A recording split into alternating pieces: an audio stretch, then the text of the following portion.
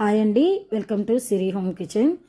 ఈరోజు మీకు నేను వరలక్ష్మి వ్రతానికి అమ్మవారికి నైవేద్యంగా పెట్టే పూర్ణాలను ఎలా చేసుకోవాలో చేసి చూపిస్తాను. నేను నా పెళ్ళైన దగ్గర నుంచి ఎలా చేస్తున్నానో అదే పద్ధతిలో మీకు చేసి చూపిస్తానండి.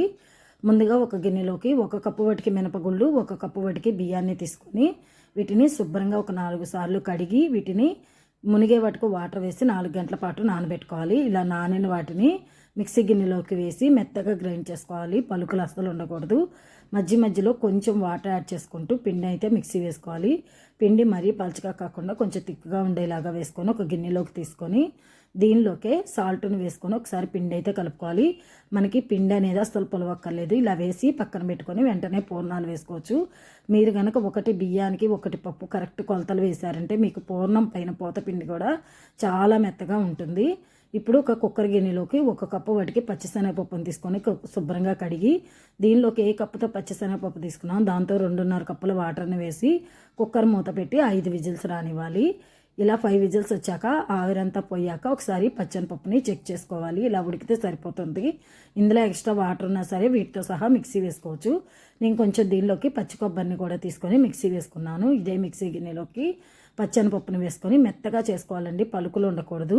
ఇలా మెత్తని పేస్ట్ చేసి పక్కన పెట్టుకొని ఇప్పుడు బాండీలోకి 1 కప్పు వాటికి బెల్లాన్ని వేసుకొని 1/2 కప్పు వాటర్ వేసుకోవాలి. మనం పచ్చిశనగపప్పు ఏ కప్పుతో తీసుకున్నామో అదే కప్పుతో బెల్లాన్ని తీసుకోవాలి. దీన్ని పాకం అంటే మరీ గట్టి పాకం ఏమీ అవసరం లేదండి. ఇలా ప్లేట్లో వేస్తే నిలబడిపోతే సరిపోతుంది.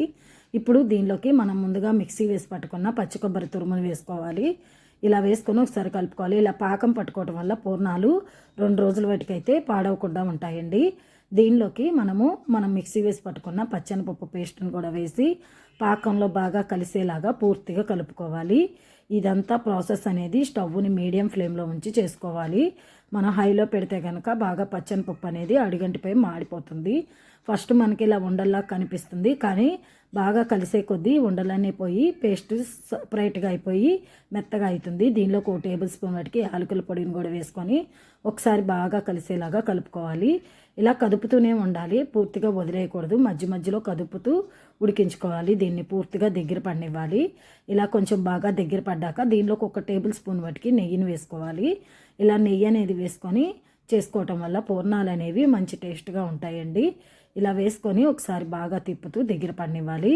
మనకి ఇది ప్యాన్ నుంచి వేరయ్యే వరకు దగ్గర పడేలాగా తిప్పుకోవాలి.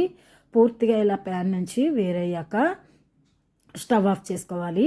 ఇది మరీ గట్టిగా ఉండకూడదండి, కొంచెం సాఫ్ట్గా ఉండాలి. మరీ గట్టిగా అయిపోతే ఆరిపోయాక ఇంకా గట్టిగా అయిపోయి పూర్ణం లోపల స్టఫింగ్ అనేది మరీ గట్టిగా వస్తుంది. అలా కాకుండా ఇలా కొంచెం సాఫ్ట్గా ఉన్నప్పుడు స్టవ్ ఆఫ్ చేసుకుంటే చల్లారకి ఇంకొంచెం దగ్గర పడుతుంది.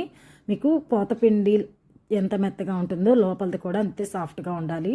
ఇలాగా మొత్తాన్ని చల్లారకి ఒకసారి బాగా కలుపుకొని చేతికి నెయ్యిని రాసుకొని ఇలా చిన్న ముద్దల్లాగా చేసుకొని ఒక ప్లేట్లోకి పెట్టుకోవాలి. మొత్తం ఒకేసారి చేసేసుకోవాలి. మనకి ఎన్ని కావాలో పూర్ణాలు అన్నిటినీ ఒకేసారి ప్రిపేర్ చేసుకోవాలి, ఎందుకంటే పూర్ణం అనేది తొందరగా వేగిపోతుంది. ఇప్పుడు మనం ముందుగానే పక్కన పెట్టుకున్న పిండిని ఒకసారి కలుపుకొని ఇలా స్పూన్తో ముంచి చివరిన అంచులు గీరుతూ వేయాలి. ఇలా వేయటం వల్ల తోకల్లాగా రాకుండా ఉంటాయి. చేత్తో అయినా సరే వేసుకోవాలి. చాలామందికి చేత్తో వేసుకుంటే చీత్తూ ఉంటాయి కదా, అందుకని చక్కగా స్పూన్ తోటి ఇలాగా తీసుకొని చివరిన గీరి వేసుకోండి. ఇలా 2 నిమిషాల తర్వాత అటు ఇటు తిప్పుతూ తీసేయాలి. పూర్ణాలు చాలా ఈజీగా రెడీ అయిపోతాయండి. మీకు ఎంతో టేస్టీగా ఉండే నైవేద్యంగా పెట్టుకునే పూర్ణాలు అయితే రెడీ అయిపోయాయి. చూడండి ఎంత సాఫ్ట్గా ఉన్నాయో. ఇలా నెయ్యి వేసుకొని మీరు ఎంతమంది తింటారనేది కూడా నాకు కామెంట్ పెట్టి లైక్ చేయండి. మీలో పూర్ణాలు కూడా ఎంతమందికి ఇష్టమో నాకు కామెంట్ పెట్టండి. ఈ వీడియో కనుక మీ అందరికీ నచ్చితే లైక్ చేయండి, షేర్ చేయండి, సబ్స్క్రైబ్ చేయండి, పక్కనే ఉన్న గంట సింబల్ని క్లిక్ చేయండి. Thank you for